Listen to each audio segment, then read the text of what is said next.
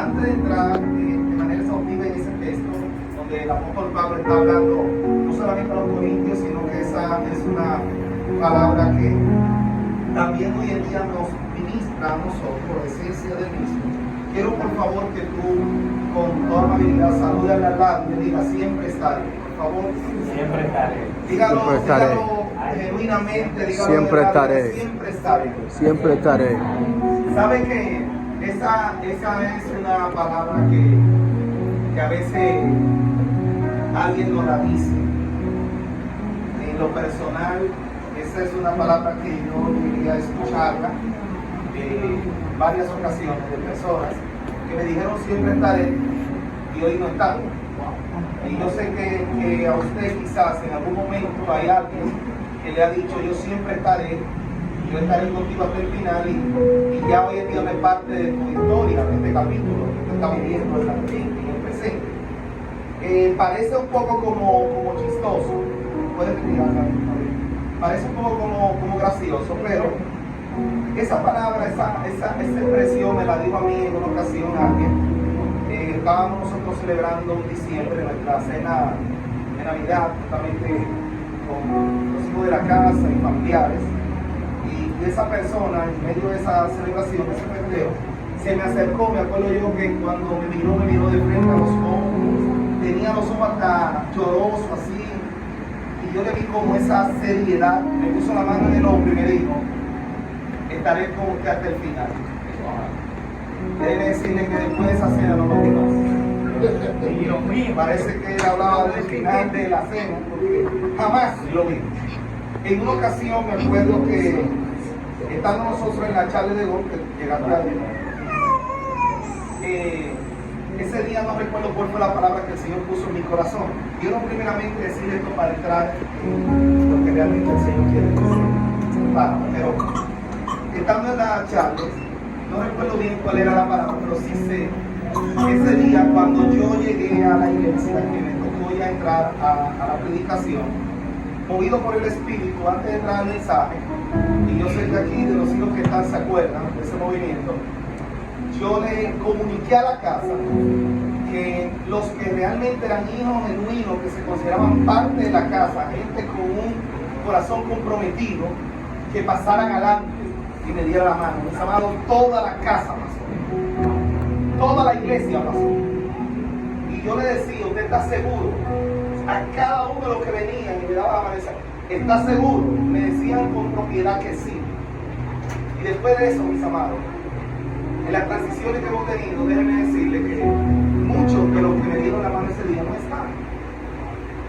Y yo les he dicho con esto: nosotros tenemos que saber que la palabra dice que nos dice así nuestro nombre. A mí me formaron de una manera que mi padre me dijo que el hombre se mide con la palabra.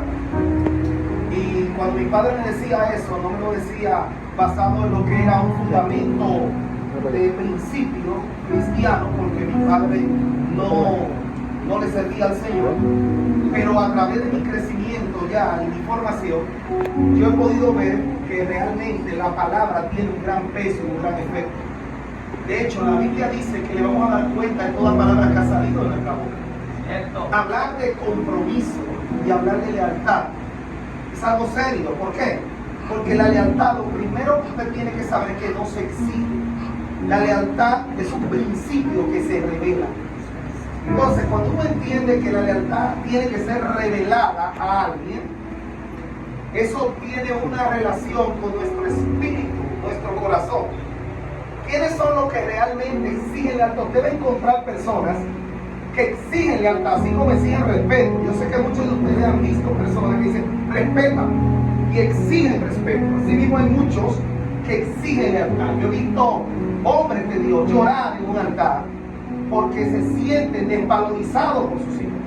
Yo he visto hombres de Dios que se sienten realmente atropellados, y lo he visto desde el altar exigiendo lealtad. Nunca un hombre de Dios con una identidad definida va a exigir lealtad, porque la lealtad, repito, tiene que ser revelada. Entonces, ¿quiénes son los que exigen lealtad? Lo primero es que el primer tipo de personas que exigen lealtad son personas que tienen un gran vacío. Las personas que tienen un gran vacío en su corazón, un gran vacío existencial, sea por su crecimiento, su formación en su niñez, exigen mayormente aquello de lo que carece este tiempo. Tú ves que viven exigiendo lealtad. Dos, alguien que tiene un complejo de inferioridad. Es el segundo tipo de personas. Cuando tú ves a alguien exigiendo algo, el hombre y la mujer de Dios que porta un Espíritu Santo no tiene necesidad de exigir lo que sabe que le pertenece por derecho legal. Pero a la hora de hablar de lealtad, el hombre y la mujer de Dios que porta algo genuino ni siquiera exige lealtad. ¿Por qué? Porque él sabe que él porta una unción, porta un manto, y él sabe que los que vayan con él son los que van a beneficiarse a recibirle. De manera que no tiene que exigirlo. Tres, el que sigue lealtad, la mayoría de los casos se trata de alguien que no está dispuesto a darla. Eso es como aquel que habla mucho de humildad. Cuando tú ves a alguien diciendo el que se humilde, varón, el primer arrogante es él. Por eso, en nuestra congregación nosotros rompemos las estructuras religiosas rápido. A veces cuando uno está hablando, uno sabe quién es nuestro Padre y uno sabe quién es el Espíritu Santo y lo que hace a diario. A veces uno habla en algún lugar y está hablando uno de alguna intervención que Dios hizo y tú ves que alguien sale, varón, la gloria de Dios. Yo digo, sabemos que es de Dios. Lo que pasa es que uno no tiene que mencionar tanto que la gloria de Dios porque la sabemos que es de Dios. Así mismo pasa con el que sigue lealtad. Muchas veces el que sigue lealtad no está dispuesto a dar esa lealtad que sigue. Entonces, es importante entender esto. Por eso es que existe una gran diferencia en aquellos que son fieles y aquellos que son leales. Tú tienes que saber que no es lo mismo un fiel y un leal. El fiel es alguien que muestra apego y sumisión. Ese es un fiel. Alguien que muestra apego y sumisión a otra persona. El leal es alguien que da la espalda, que no da la espalda y ni en sus actitudes ni pensamientos. Entonces, aquí hay un dato importante, porque el leal muestra apego y sumisión, el fiel muestra apego y sumisión, pero el leal no da la espalda.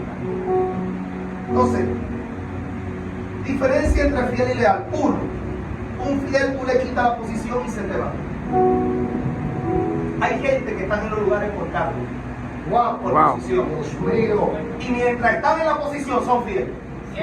Mientras están, son fieles. Tú se la quitas, no ve más. Porque ellos no eran fiel a ti, ellos eran fiel a la posición.